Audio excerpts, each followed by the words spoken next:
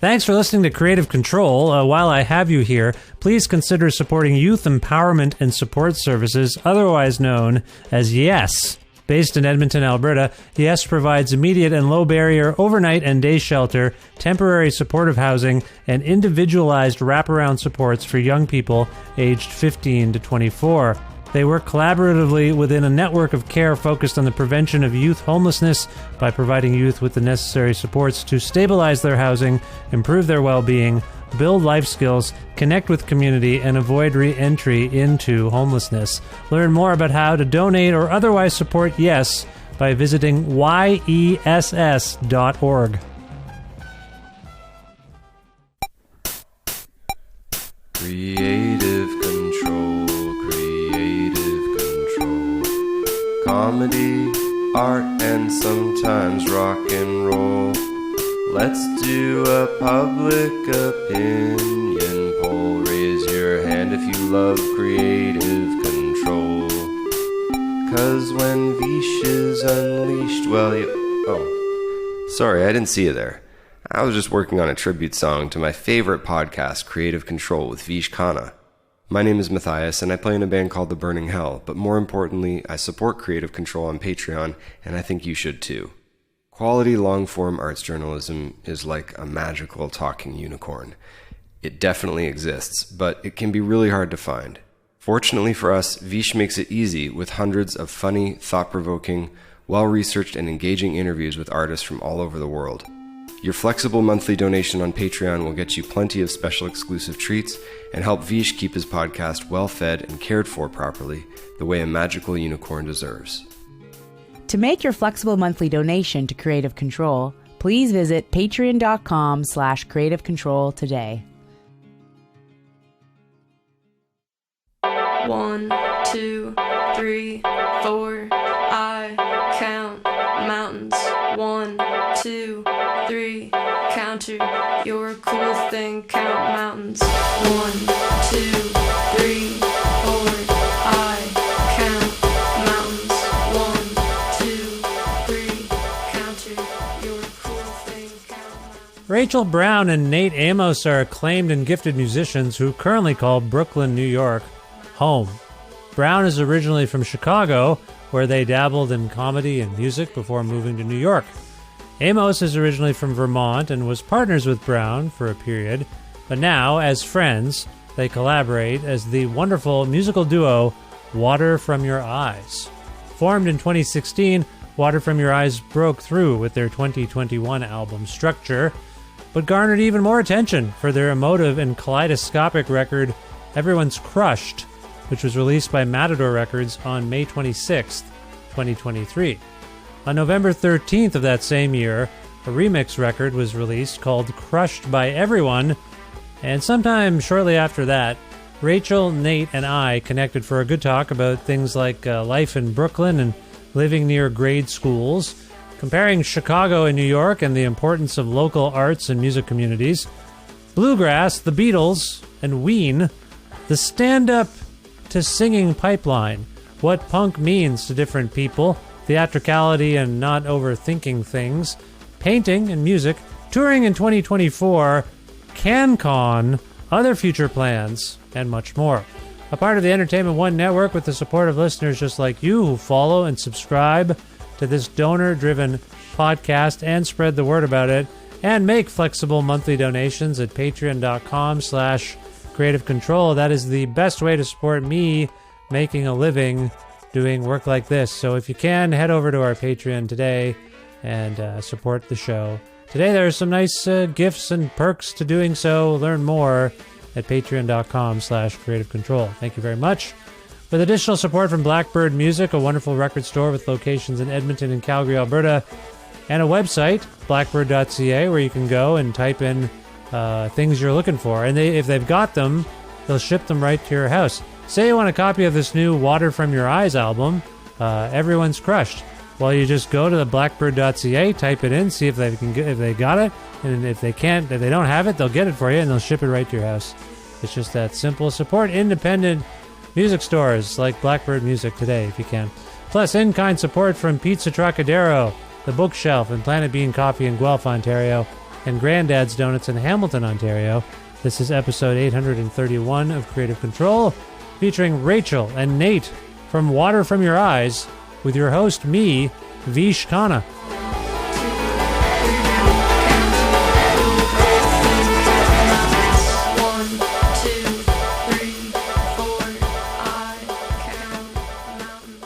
Hi, Rachel. How's it going?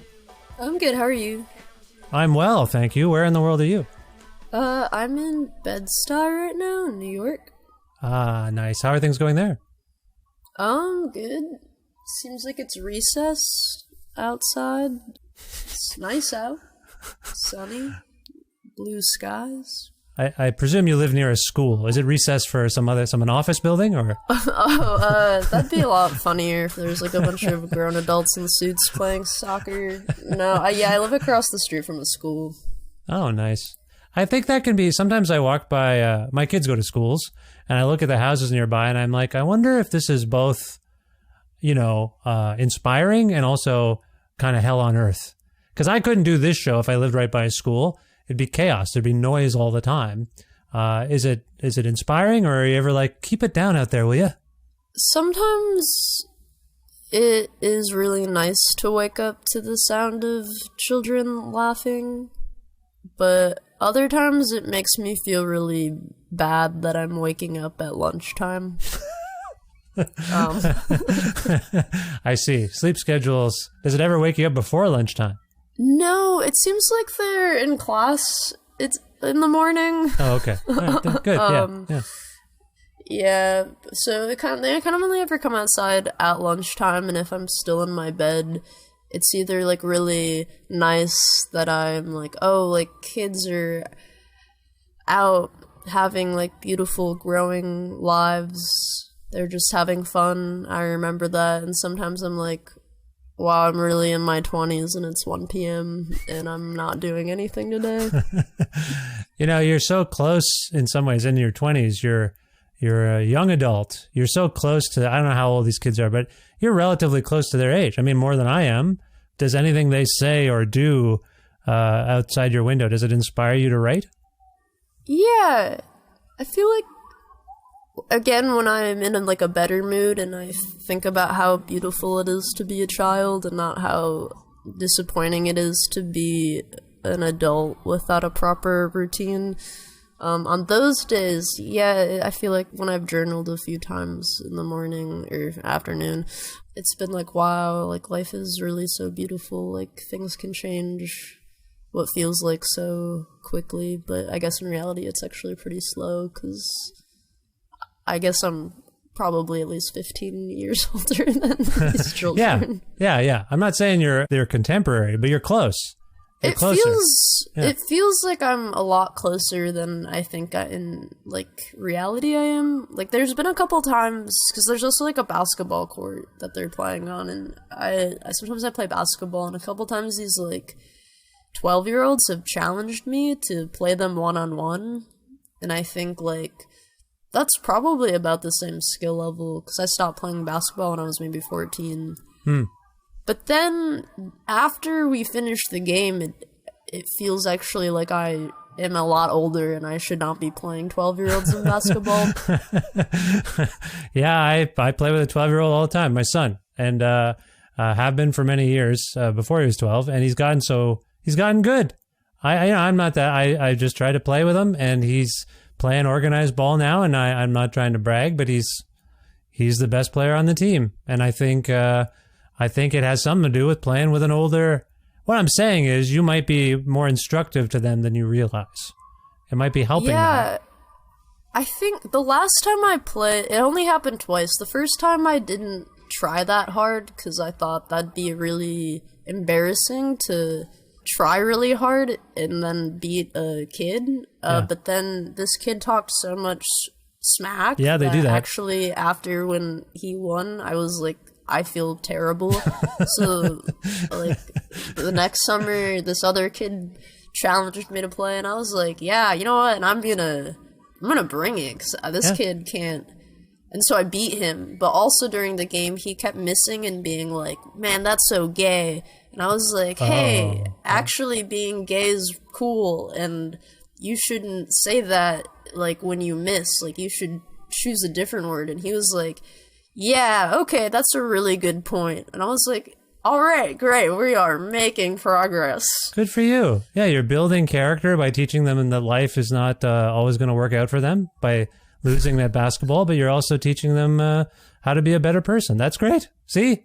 Yeah, that's the and hope. I let him tell his friend that he beat me, because he was like, I can't believe I'm gonna have to tell my other 12-year-old friend that I got beat by a girl. Right. And I was like, I wasn't even gonna try to attempt to explain the non-binary identity, so I was just like, yeah, you can say you won. I appreciate your consideration of not uploading too much information onto this kid. You gave him as much as you could, and hopefully he'll figure it out. No, that's great. That's nice. Well, thank you for joining us on this call. And beyond my listeners, we've neglected someone who's listening into us. Nate, are you there? I am here. Nice to meet you as well. Thank you for being on the call. Where in the world are you? I am also in Bed-Stuy. Huh. Also Nice. across the street from a basketball court and a school. School? And a school. Yeah. But I the can't see out my window right now, okay. so I have no idea what's going on. I wonder if the recesses are synced up across Bed-Stuy today, but you're not hearing any milling about outside your window. No, to be entirely honest, now that I'm thinking about it, I really haven't seen any, like, kids out there since I got back. So I don't know if that means that winter vacation started early, or I'm just always asleep when the kids are at school. Usually there are, like, all these school buses lined up, and everyone is honking outside my window because they can't get past the school buses. But now that we're talking about it, I haven't witnessed that since we got back from tour. So I don't know what's going on. I hope the school hasn't been shut down or abandoned or something. Yeah, I hope not. Yeah, you would know that, wouldn't you? There'd be signs saying toxic waste, stay away, those sorts of things. Yeah, I'd hope so. Yeah. I don't know. I don't really like go over there and like be like, No, I wonder what's going on at the school right now. No, that's probably a good thing. Frankly, that's great. Yeah. Well, no, on that's the door, being like, where are the children?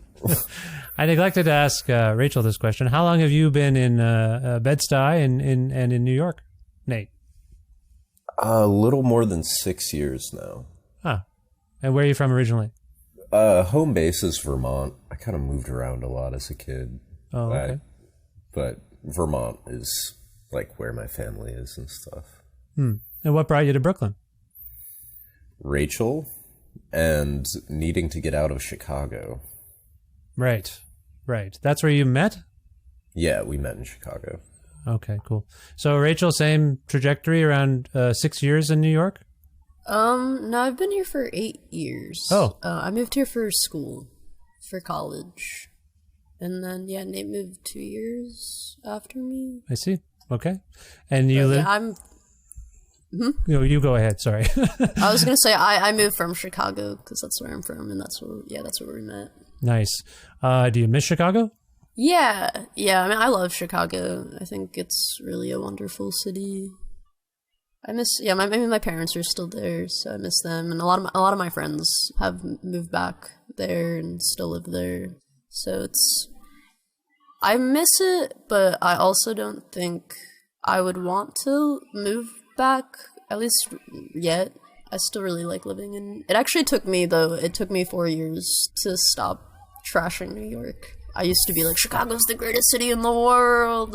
New York has nothing on it. And then, like, 4 years into living here, I was like, all right, actually, I think I like it here. It's an interesting trajectory because, this just came up on the show.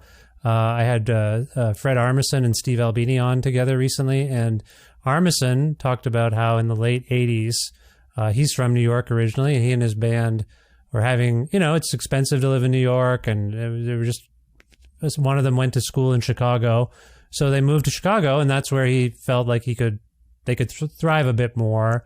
And you guys have had the opposite trajectory. Nate, did you feel comfortable and as part of like a musical community when you were in Chicago? Was it hard to leave, that sort of thing? Yeah, there was definitely a scene there that I had a lot of fun being a part of.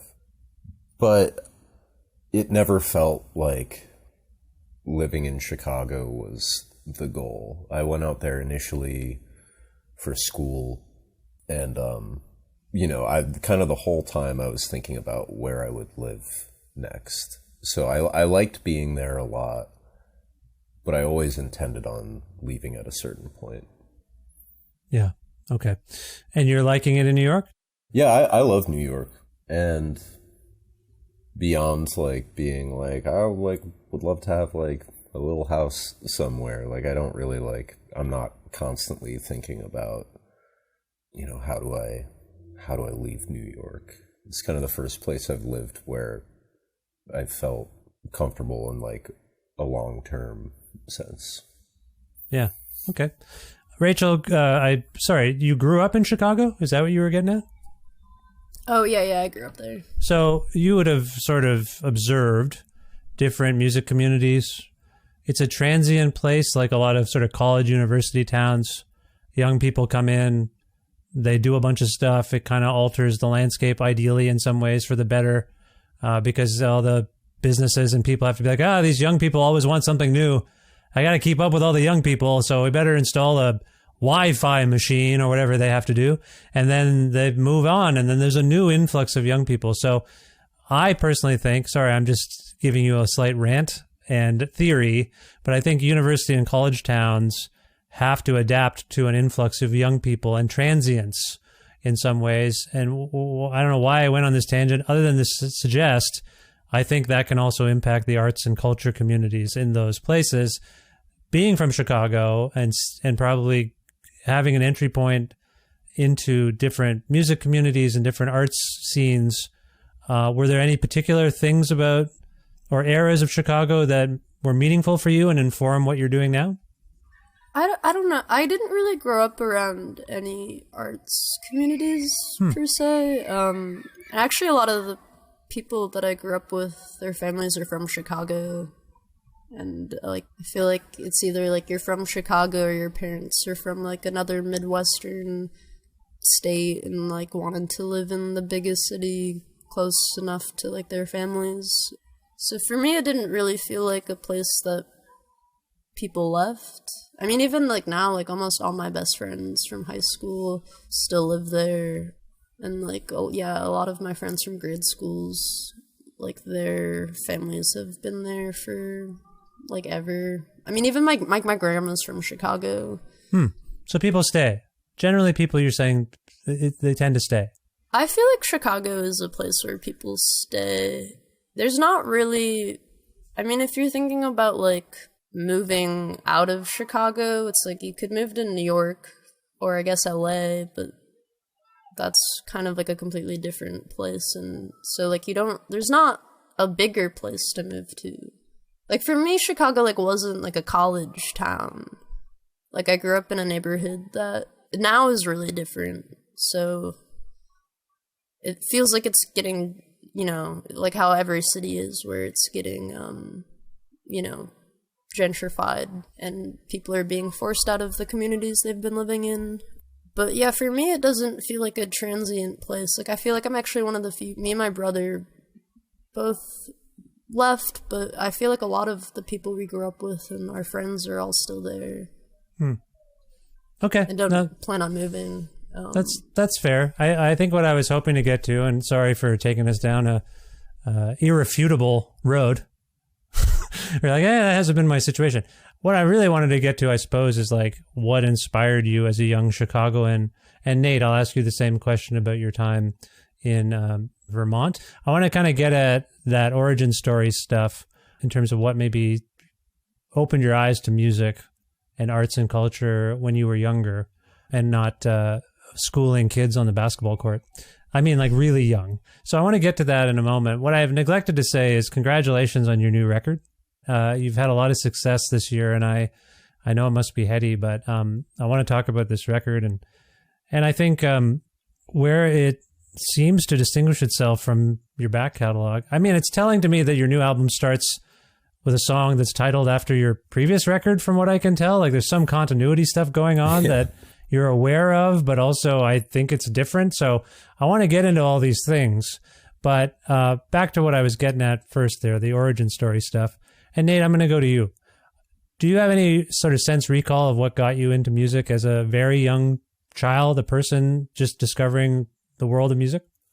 Well, my dad is a musician. He's a bluegrass musician. So that was pretty much it. I was like very much surrounded by music from a very early age, kind of a split between experiencing a lot of bluegrass in person and listening to like a lot of like classic rock, essentially. You know, I think the closest thing to like a religion I had as a kid was like the Beatles, essentially. Right. But it was just like a big focus early on. I took piano lessons and was kind of fixated on music from a very early age. Bluegrass to piano is interesting. Bluegrass is a very, I think it demands virtuosity. I mean, that's what I think of when I think of bluegrass. The people who play it can really play it. But you took to the piano. Did you explore bluegrass in your own pursuits? Yeah, well, so piano is the only instrument that I ever took any formal lessons in. But by the time I was in 5th grade, I think I was playing guitar. And then in terms of bluegrass, like I kind of figured out my way around like mandolin and banjo. And the only instrument that I could really hold my own in the context of playing with other people is upright bass. Okay. Because I feel like a lot of the other instruments, you know, the bar for playing in bluegrass is so high. Like you can't really, because in bluegrass it's like every instrument for the most part in like, you know, the core lineup is a rhythm instrument. So in order to get good enough at, you know, banjo or mandolin that you can really function in a band setting, that's like, you know, you have to really, really put in the hours. And I was never really just particularly focused on bluegrass in a way that lent itself to that.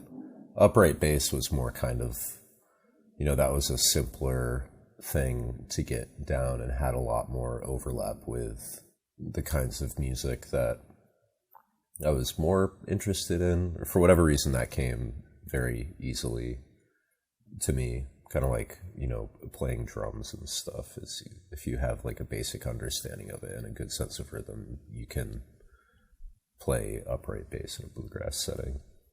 It's fascinating because a lot of what you described, you know, it can be busy music, it can be frenetic, it can be all sorts of things, obviously, all of those instruments. But I pick up on a particular affinity for noise in this project. Do you know where that kind of came from for you instrumentally? Clatter? You know, I think that was something that developed a little later on. I'm not really sure when that became a focus. I was very interested in kind of more like sound design for a while. And, you know, I feel like a lot of my interests more in that area kind of came out of like, you know, the period of, at least for me in the context of art, you reach a certain age and you instinctually reject like everything that you grew up with. And, you know, pure noise was kind of like the complete opposite of bluegrass, which is very much like strictly like rhythm and melody, and there's a particular way that you do it. And so noise is, there's no rhythm, there's no melody, and there's no particular way to do it. So it's kind of the polar opposite in a lot of ways. But to be reductive about it, because it can be all sorts of different things, bluegrass, I think, can be rather incessant. Like just constant sound. There's not a lot. I mean, there's definitely. You know what I'm getting at? So there's like a I don't mean incessant in a negative way. It's just there's just constantly something happening. Usually in a bluegrass. Oh yeah, it's it's relentless. And Okay. there's a very different word. Yeah. There's a very particular way to do it. There are a lot of rules if you want to, because bluegrass is particularly interesting because it's not even, to a certain point it developed organically, but more so than other genres, it was a particular formula that was invented by a person. Yeah. And he was like, this is bluegrass. These are the rules. You have these instruments and they play these roles and you can bring in these other things. But if you change the basic formula too much, then it's just not really bluegrass anymore. Yeah. And that has changed. It's obviously evolved, but still from a technical point, it's a very, very particular thing. Yeah. At least in its first couple decades of existing. Yeah, absolutely. Yeah. Rachel, kind of a similar question about your musical origin story, I suppose. Do you have a sense of what first grabbed your ear and what inspired you to think, I kind of want to learn more about this. I kind of want to immerse myself more in this. I kind of want to try it. Do you have any sense memory of that? Yeah, I feel like, my parents both really love music. They're not musicians, but like my mom, I feel like loves singing along to songs like in the car and on the radio. And my dad's always been like really into live music. I remember though, I grew up I went to Catholic school. So like I grew up going to church and like singing, just not in choir, just like in the normal part of the audience. And I feel like I really enjoyed music. But my parents have these friends that live in Michigan, and we were like visiting maybe for Thanksgiving or something, and it was like somebody's cousin's brother or something, and he brought a guitar and like a piano and was like playing in the living room. And I remember just being like, oh, like, because before that I feel like I'd only ever heard it in either church settings or like really like a concert setting, but it had never just been like, oh, you can do this like at a house, like you can just be a person and like learn how to play an instrument. And then I think I won a raffle for guitar lessons, and then for a long time it was just something I did privately, like playing guitar and like writing my own music. And then towards the end of high school, like when I was a senior, I started going to shows with my friend Gabby, and that's how I ended up meeting Nate, was like in this like DIY community in Chicago. And I realized that there were people doing it, like young people playing, making music, and like having community. And I was really shy, but I had done stand-up for a little bit before, and so I feel like if I hadn't done that, I don't think I ever would have had the confidence to like do music publicly. Whoa, hold the phone. What prompted you to take up stand-up? I need to know about that. I like comedy. When I was 12, my parents were like, what do you want to do with your life? And I was like, oh man, I liked SNL. Yeah. And I liked Juno a lot. I wanted to be like I was like, oh, I think I want to be like a screenwriter, like a comedic television writer. So I did like a summer camp at Second City one time, and like, oh, cool, some like a couple things there, I guess, over the years. And then when I was in high school, I started like a club, and this kid the year above me came, who actually Nate lives with, because we all used to live together, and now Nate and we're still roommates. But my friend Steve, he was just like, hey, I do stand-up, like, you should come. I was like 16, and I was like, oh, okay. And then I started going to open mics, and I was like, oh, like, this is really fun. But it was weird being a child at open mics, where especially when Steve had left to go to college, I was like, oh, I don't actually really like being the only teenager around. What kind of material did you have at that point? Do you remember any of it? I wasn't good at actually practicing. Like, I would be whatever I was thinking about that day. Just a lot of things about, I guess, like, identity, because I'm, like, mixed race. I remember I made some jokes about kind of being biracial, and I never actually got good at it. Like, I didn't bomb. I bombed once, but it wasn't like I was bombing every time, but I wasn't doing the thing you actually had to do to get good at it. I was mostly going and talking for 5 minutes about whatever I wanted to talk about. And that's what stand-up is. I mean, I think you're doing it. Yeah, I mean, I did it. But I stopped doing it actually mostly when I started going to shows. I kind of got way more into music. I went to college though for screenwriting. Like I studied that, and I kind of planned on doing that until the day I graduated. I was like, doesn't really seem like anything was happening, and then this started happening, and now this is what I do. I don't want to sound disrespectful if you view your lyricism as a sincere and serious art form that is not meant to, has no connection to comedy. I find your phrasing and some of your lyrics to be very amusing.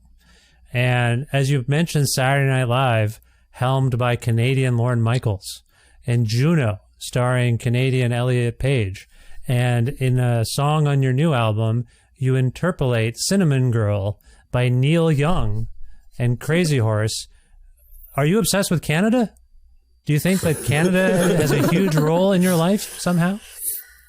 Now that you say it, I guess so.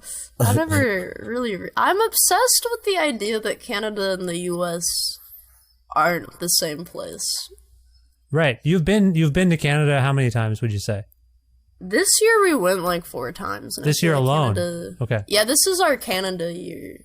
Before that, I went twice last year, and once or twice when I was like 3 or 4.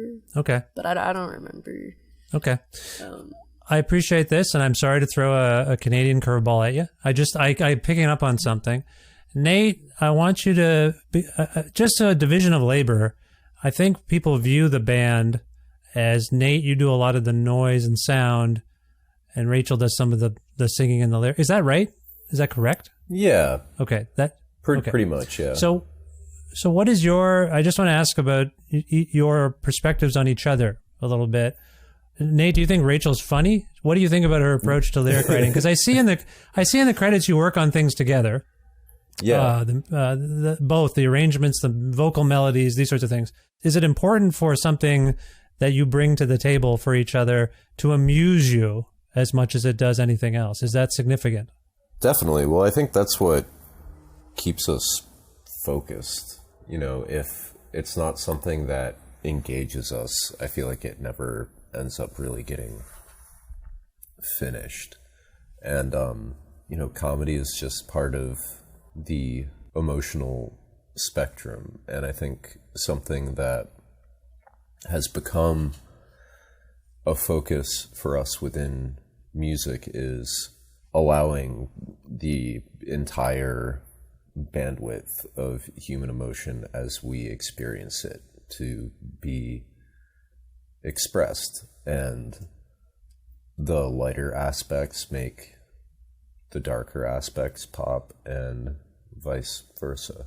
Do you see the music as imbuing what you do with the darkness and this isn't true. I'm already correcting myself because some of the lyrics are very heavy. Yeah. And some of the singing is very earnest and beautiful. But then within that, there's this, I think personally, you correct me if you disagree, I think within the delivery, there is the levity sometimes, like with how Rachel is singing a song and the words even. We mentioned the recess outside your window there, Rachel, and there's songs where you're just counting. And I have a 12 and an 8-year-old who have been listening to your record, and they're starting to know it, and they're starting to sing along. And at first, I think, I'll be honest with you, at first they're like, what is this? What's going on? Now they're like, is this the song about the truth? Like they're starting to ask questions. They're engaging with it. So all this to say, there's a playful aspect and a sincere aspect to your approach as a singer and a songwriter. Is that fair to say, Rachel? Yeah, I feel like this project in particular is and has always, maybe not always, there's a middle point, but I feel like started out as something that was very fun, and like we were playing around with the music, and it's like gotten to a point where I think we take it much more seriously than at the beginning, because it was, I guess, kind of a joke at the beginning, and now it's not. It's now it's our job. Yeah, now it's our job. Yeah. But I think that, I mean, I feel like the thing that we like to do most is laugh together. Yeah. I feel like that's kind of, if I think about all my favorite memories of me and Nate, it's us laughing or competitively playing cards, which also can induce laughter. But yeah, I don't know, I guess there are things, I guess, in the songs that are trying to speak to something a little bit more emotionally heavier. And I think that for me, like approaching things that are emotionally heavy, I have to, like, there has to be a lighter side or else I can't cope. The album bio for this record, Everyone's Crushed, has one of the best openings of any album bio I've seen. I don't know who wrote it. Life is horribly dark right now, and yet it is not unfunny. I relate to that on many levels, and I think it's that sort of it's something of a summation of what you were trying to get to, I think. Is that fair, Rachel? Yeah, definitely. Yeah. So we have to laugh at how everyone's crushed and how everyone's crushed is I don't know if does that have a double meaning from your perspective? Because I couldn't. I feel like it has like a holographic meaning. It means like kind of an infinite amount of things. Yeah. To me. Who coined that phrase? Of the two? Nate did. Okay. No. So that song was one that I wrote some of the core lyrics for that song, but the phrase "everyone's crushed" was not actually part of it. That's from the middle verse that Rachel wrote. Okay. And maybe, well, that phrase came up. We were both in the room when that phrase came up. What do you suppose, Rachel, that means? Like, that song is such an interesting linguistic exercise and about meaning, intent, what language can be capable of, I think, on some level. I think that's my reading of it. I don't want to sound like the English major that I was and graduate that I was, but I find it linguistically interesting as a song, and it is the title track. So I view it as having some sort of conceptual umbrella concept notion to it. You've given the album this title. I think, as I said earlier, this album, to me, seems to distinguish itself from your past records in very unique ways. So something's going on. This is and you can disagree with that too. By the way, guys, you can disagree with anything I say.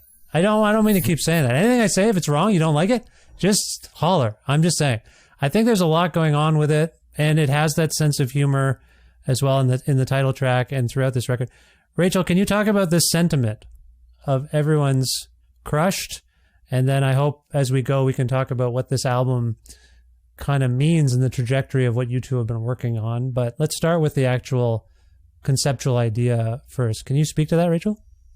Yeah, I guess, this album really came together sort of in, 2020, and I feel like everybody was just so beat down, and, it felt like we were being kind of crammed into this situation that nobody had any answers to, and it was like everybody was so stuck and really, physically stuck. Yeah. But also I feel like then emotionally kind of trapped in these things that, at least for me, it was all this stuff I'd just been putting off, these problems that I had in my head that I didn't have any time for before that suddenly was oh, okay, now all I have is time, and now all I can really do is think about how I've been living and how I've been approaching things. And this song is definitely very specific. Nate brought kind of I feel like the idea of it, and it has, I think we have different problems. So for Nate, I think that this had a lot more to do with substances. Oh. Yeah, that was definitely like when we did, however it happened, land on the phrase everyone's crushed. I like immediately was like, that's like because I feel like it means a lot of different things. You know, there's the physical thing. I feel like at the point when it was made, a lot of the people that I knew were just like struggling with depression. So there's an emotional thing, but then it also does have this kind of like, you know, at the risk of being too graphic, a lot of the people I was around, like the image of like crushing pills was like also part of why it resonated with me. And it all kind of like lends to this idea that it seemed like everyone was stuck in their own particular limbo at the time.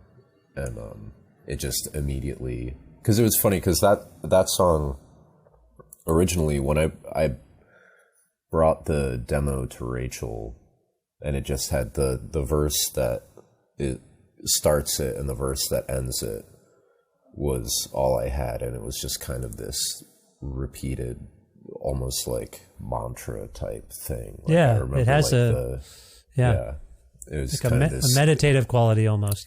Yeah, and this sort of like acceptance and meditation on the nature of forgiveness in spite of your problems, you know, the people around you and the world around you understanding and forgiving you for like whatever it is that you've done and put yourself through or put other people through, and the weird overlap between those two things.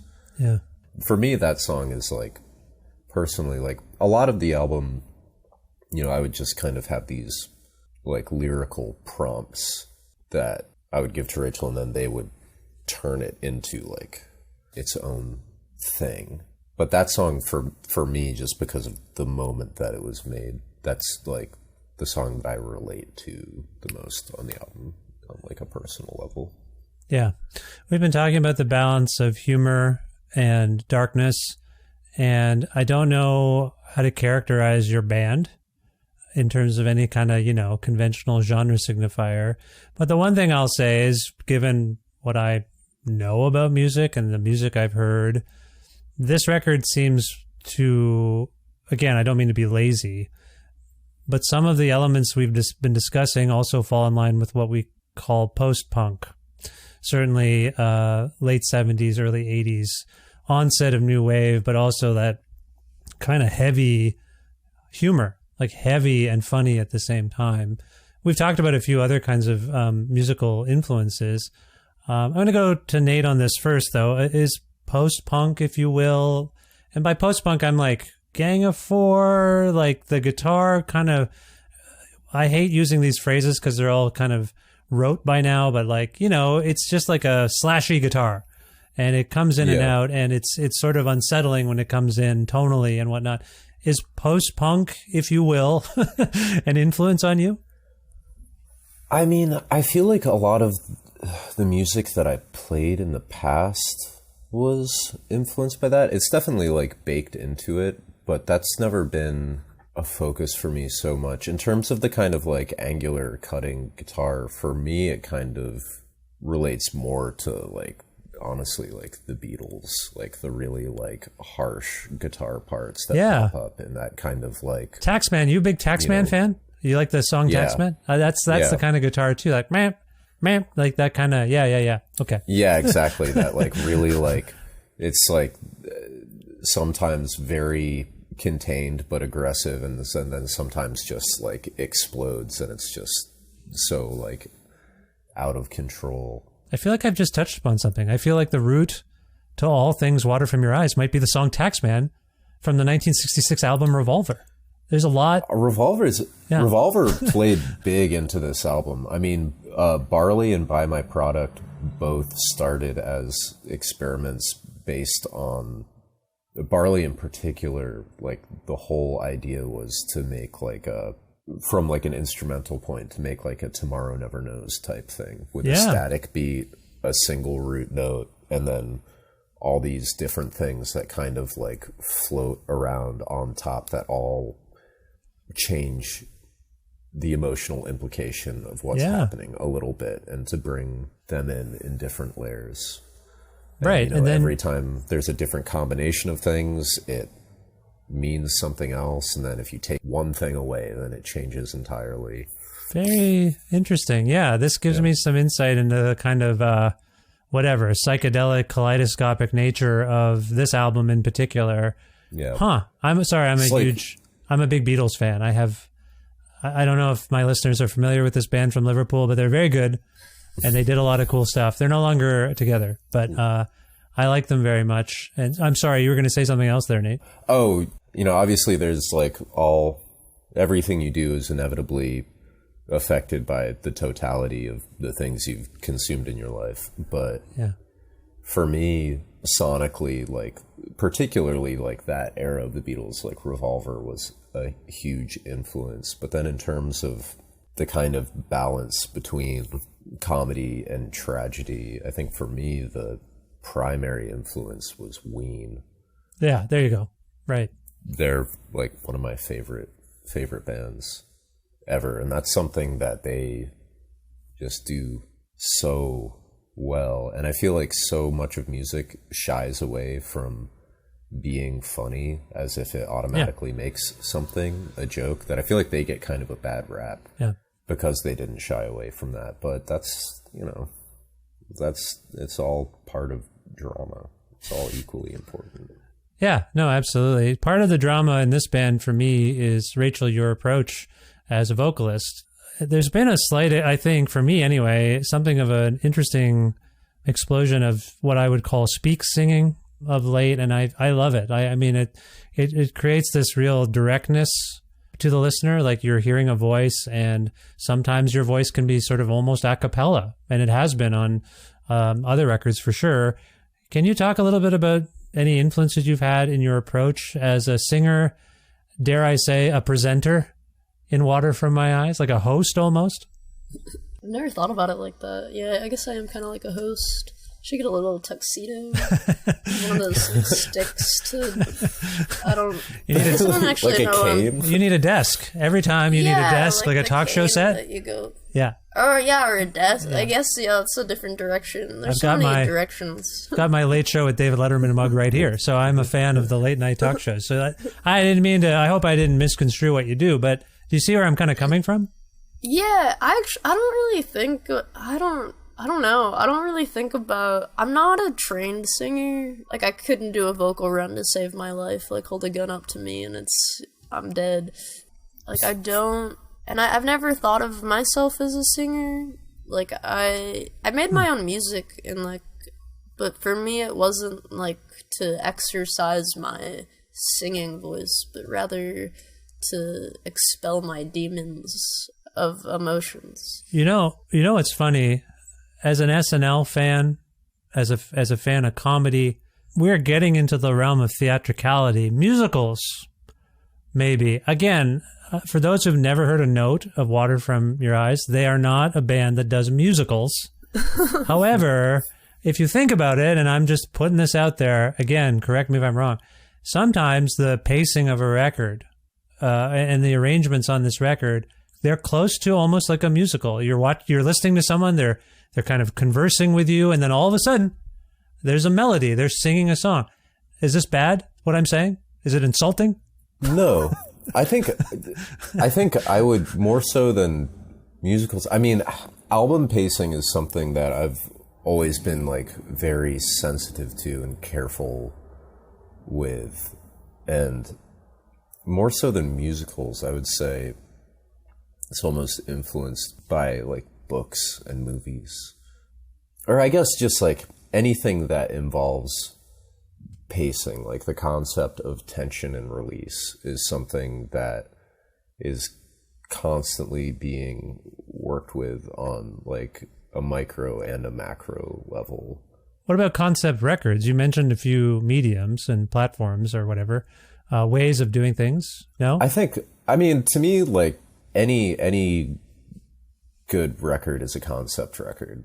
I think a lot of the concept records that are more literal, then it begins to really feel like a musical.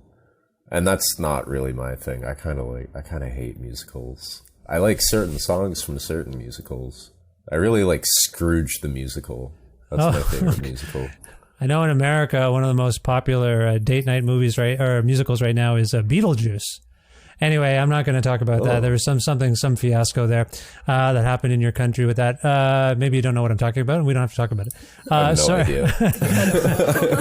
Well, just for background, a few months ago, one of your politicians there, that Lauren Boebert. Oh, I do know what you're talking about. Yeah, that was crazy. They got kind of handsy at the Beetlejuice musical, and it was very weird, and it's been quite a year for America, as always, so I just want to say that. Sorry, Rachel, I was trying to get to you and your approach. You say you don't have any formal training. I invoked theatricality. If not musicals, would you agree there's like a theatrical bent to how you approach a song, per se? Maybe you wouldn't put it that way. You tell me. Does that make sense? Yeah, I mean, in some ways, Nate is kind of like my director. Like, a lot of the times, there's a few songs on this record where I did the melodies as well, but a lot of the times Nate will write the melody, and then I try to do it. There was a certain point in this project, I remember, maybe like a couple records back, that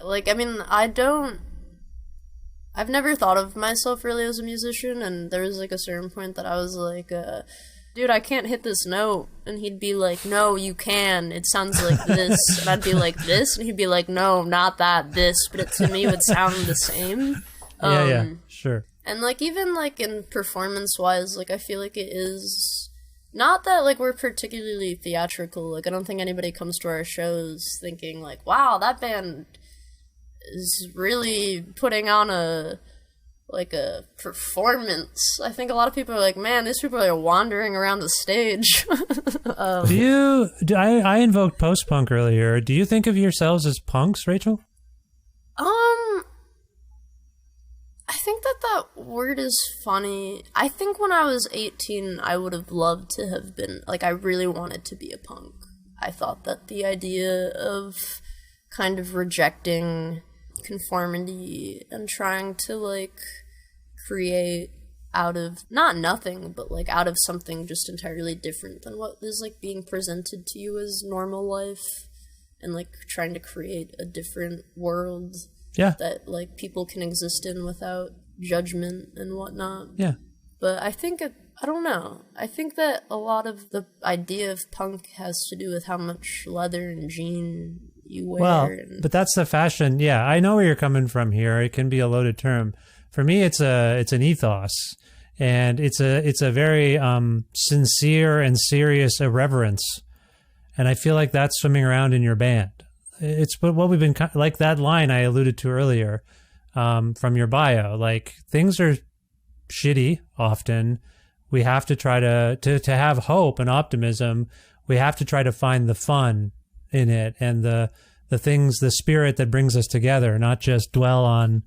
We can speak to those things, as I think you do on some level in your own personal way, but I think you're getting at that a little bit, that serious irreverence in this band. Does that help clarify where I'm coming from by saying punk? Yeah, I mean, I agree with that definition. I think I would be honored to be punk in that way, that it would feel like a very highly regarded like state or I guess ethos to be participating in. Well, listen, I don't want to blindside you both with an honor, but I hereby decree that you are punks. And I, as a punk, I appreciate where you're coming from. It is a bit of an anything goes exploratory band. And I think that's what punk means to me. It's not about the style and the fashion stuff that you're talking about. It's an ethos. And so for what it's worth, you are hereby punks, and please don't diminish what punk means. This is quite an honor. It's quite a responsibility. Now, I want to ask you about something I alluded to earlier, which is continuity. This record begins with a song that is named after your previous album. I maintain, as I have listened to your catalog, that this album, the new one, stands out a bit. Can you, Nate, speak to those two things? Can you talk about why you've connected the first song in your new album to the previous album? And secondly, how would you engage with what I'm saying, that this seems like a different sort of band at this point? Can you speak to those things? Well, for the first thing, that opening track, we really didn't know what to call it because it's kind of like a prelude or intro. And it was very much, I think it was like marked as prelude for a while, because that's one thing I was really into, was listening to organ preludes, and that's how that started, as like an organ piece. I think it was Rachel's idea, just rather than call it prelude, we're like, well, the prelude to this album is Structure, the album, so let's just call it that. And I thought that was like the funniest shit I'd ever heard. So we committed to that very quickly. But I think this album, there are a couple things that shifted dramatically. Just talking about the album structure, where everything is very heavily layered, and there is more conscious blurring and masking in the presentation. And this album, it was intentionally very raw, kind of edges exposed in all aspects of production, probably most obviously in the way the vocals are presented. In the past, a lot of the vocals have been multi-tracked and like slightly washed out, whereas with this album, the idea was to essentially put Rachel in front of a mic, get the take, and then not really touch it, and to leave everything very, very exposed. And I think that was something that happened naturally, but also a huge part of the process with this band for the last couple albums has been like transmedium influence. So I look a lot to different painters, and Structure was very much influenced by Mark Rothko, and this kind of like blurring the duration of time and like having it be sort of out of focus in a very high definition way. And Everyone's Crushed was very directly inspired by the work of Francis Bacon, which is like a totally different thing. And so really, in terms of the presentation of the sound from a production standpoint, I would credit it to that. And then that kind of ethos then began to kind of permeate the whole process, with the idea of it being very immediate and exposed and almost improvisational, and capitalizing on accidents and then bringing those accidents into focus as much as possible. And, even in the lyric writing part of it, we would get together and I would sort of, sometimes I'd have a melody or like one line of lyrics or like a more vague prompt and be like, do something like this, and then would capture Rachel's kind of like immediate response to that prompt, and then that would be it. So I think there's something much more immediately reactionary about this album, more so than overthinking and being like, okay, we want to do this, we want to communicate this. It was really about capturing these tiny moments and presenting them in as unprocessed a way as possible. All right. Well, I appreciate that. That is, I guess my theory holds up in terms of its distinction from what you've done in the past. Rachel, similar line of questioning, and I guess now thoughts on what Nate is saying. Can you talk about this record in terms of how it relates to how you've worked in the past? And as the vocalist, given what Nate's saying, that everything's more immediate, that puts you kind of front and center more somehow. Can you speak to those things? Yeah, this record, I mean, structure was written very soon after we had kind of moved out of... We used to date and live together.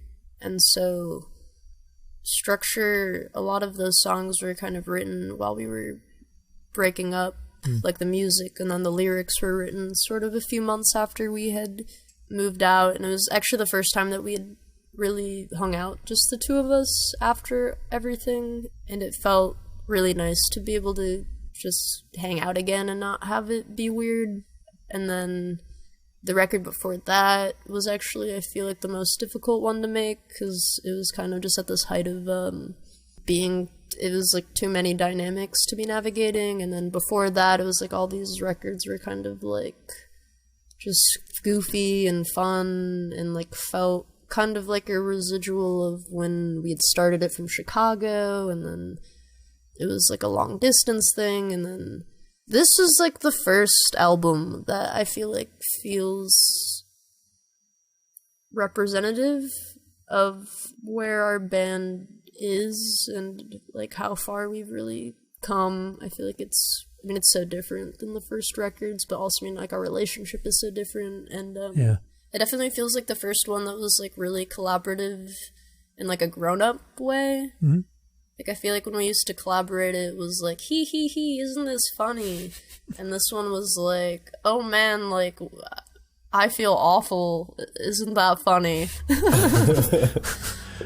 And, like, I feel like it's a real testament to our friendship that I feel like we're much more honest with each other now about how we're doing. And I think it comes through in the music that I feel like our ability to sort of be tackling things in personal and societal, like, ills, like that kind of stuff. It's a lot. I feel like we can talk about it, and it feels like we're being there for each other in this project. I feel like is us kind of being there for each other. And this is, I feel like this was the first one that it's felt like we're both in this different stage of our creative endeavors, and that we were able to, like, come together and, like, actually really work together in a much more serious way that wasn't, like, plagued by, like, our animosities towards each other. It's actually a really lovely story, to be honest, from my perspective, to see people go through what you've gone through together and mature together and grow together and all those sorts of words, but also come out the other side with maybe a more fully realized version of this project than you anticipated having. Like, I'm just saying, it's a nice story. And beyond this wonderful album that came out, Everyone's Crushed, there's a remix. Is this the right term? There's a new thing called Crushed by Everyone. And it's a remix record. Nate, is that a way to characterize it? Yeah, I guess so. For lack of a better term, it's a remix. You guys have a tendency to release a thing and then later release a sort of different version of the thing. I don't know if you've done this consistently, but you'll put out like the demos of Structure or something like that. Is this a consistent of like, here's the alternate universe of the record? I don't think it's really ever been quite so planned out. But the remix record was something that kind of just seemed like it would be fun. Like, we just kind of had an excuse to do it, so we did it. Okay. And sorry, just to be clear, this is remixes by others, right? Yeah, we did one. Okay.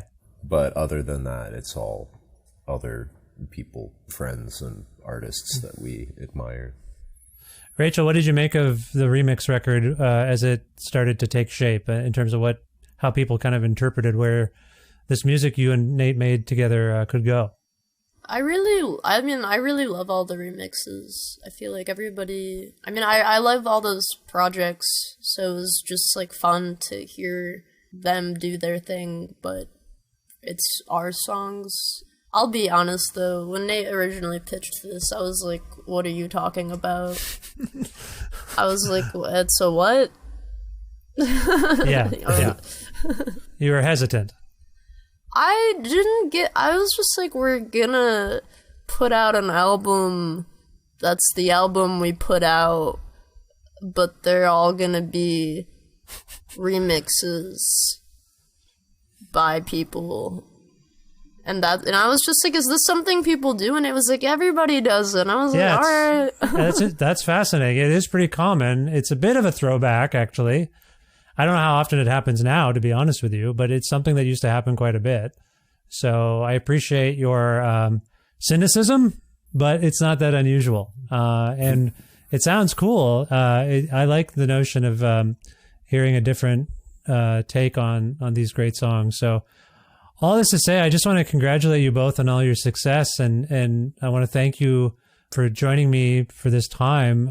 I hope it was enjoyable. As I look ahead, my understanding of some of your future plans is some touring coming up in February of 2024. Nate, are there other future plans you can tell us about for Water From Your Eyes, and any more touring plans beyond what I've just... what I'm outlining is something I'm seeing about some American touring in February, but is there a lot more coming down the pipe? We're playing some festivals in the summer. I mean, I think we're going to be kind of bopping all over the place next year. It's definitely going to be a show-heavy year.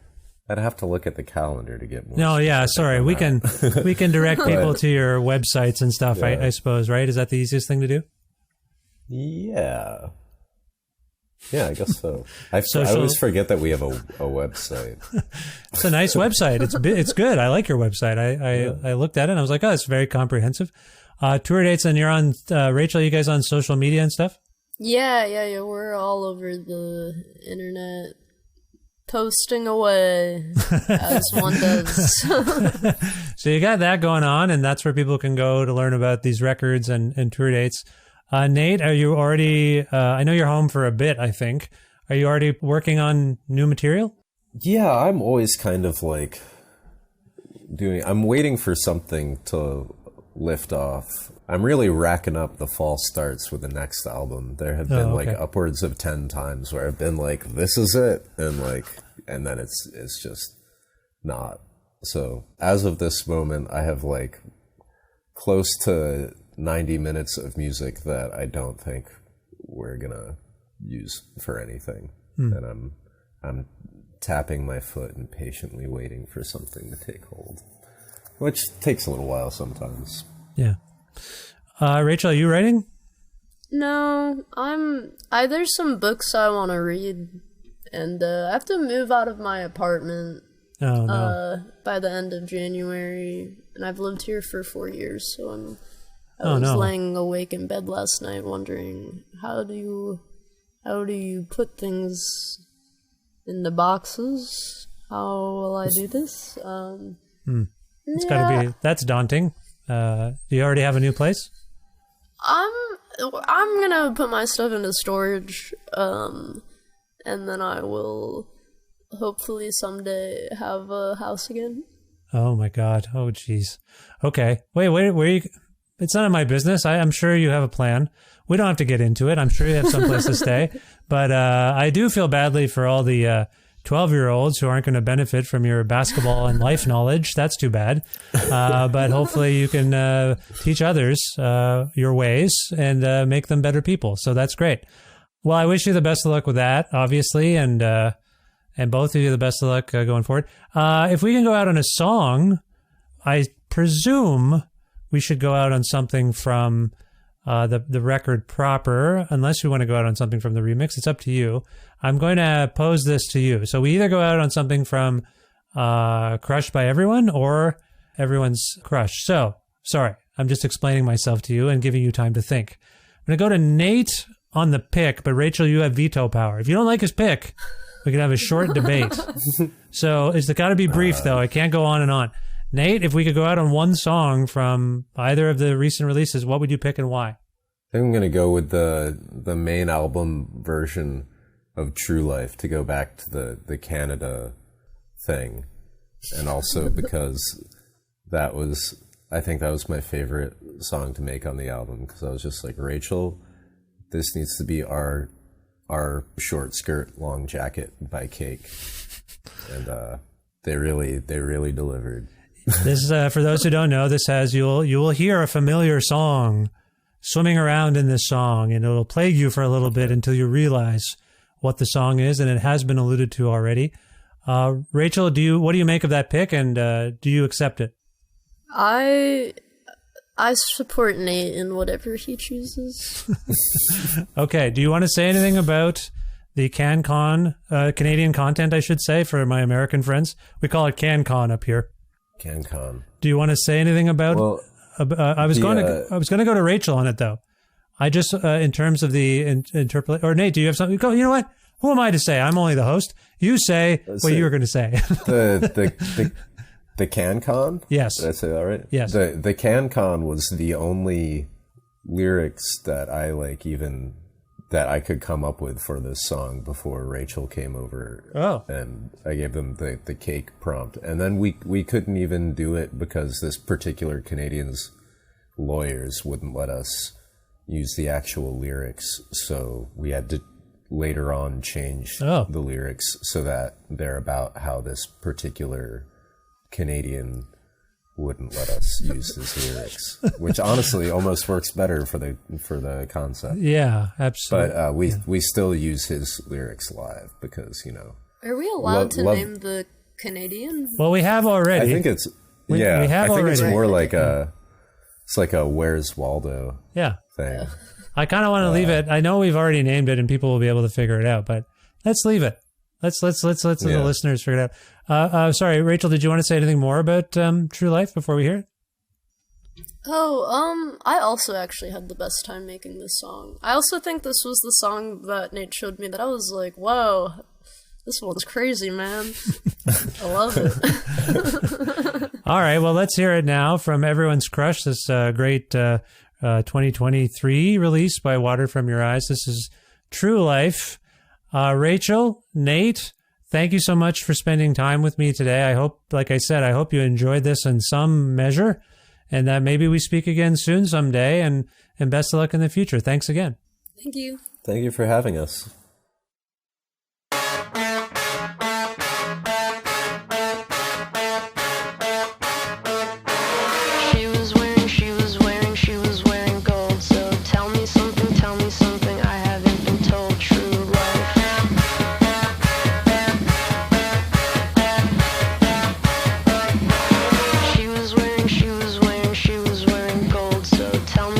Tell me something, I haven't been told true life.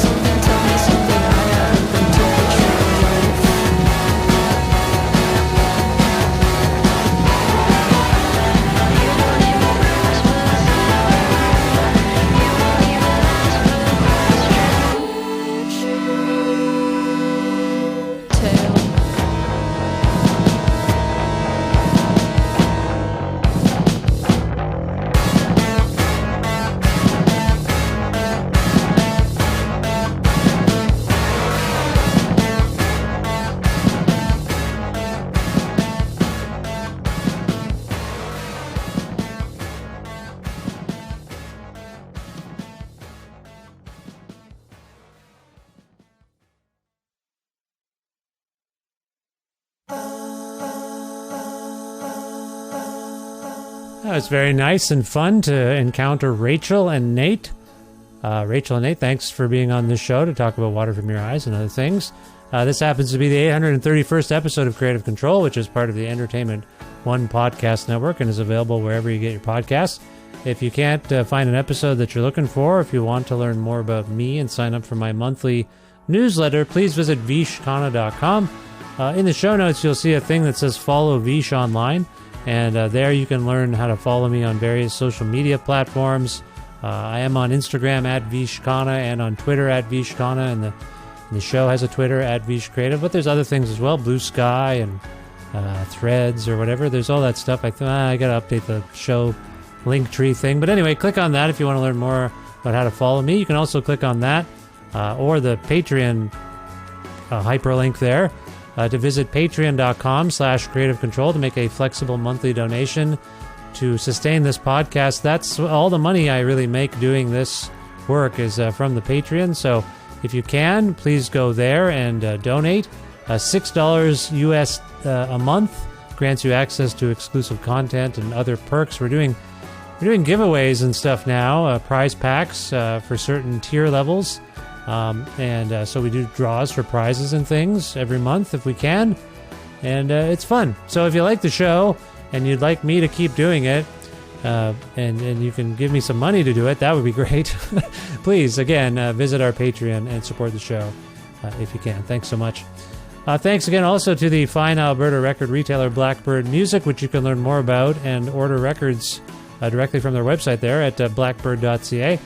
I also want to thank Pizza Trocadero, The Bookshelf, and Planet Bean Coffee, respectively, in Guelph, Ontario, and Granddad's Donuts in Hamilton, Ontario, for their in-kind support for this show. I want to thank my good friend Jim Guthrie for lending me some music that I can use on this show. You can learn more about Jim at jimguthrie.org. And finally, thank you so much for listening to this episode with Water from Your Eyes. If you're a big fan, I hope you learned something about them. If you're unfamiliar with them, I also hope you learned a lot about them. They seem really lovely. We had a nice chat after we stopped rolling, and I don't know, we seem to get along quite well. So that always makes me happy, and I love their music. So a win-win, at least 2 wins. So thank you for listening to this episode. Check out Water from Your Eyes and their music. Go see them live if you can too. And otherwise, I will talk to you very soon. If you can, subscribe to this podcast and spread the word about it. That would be helpful too. But yeah, like I say, I'll talk to you real soon. Have fun. Bye for now.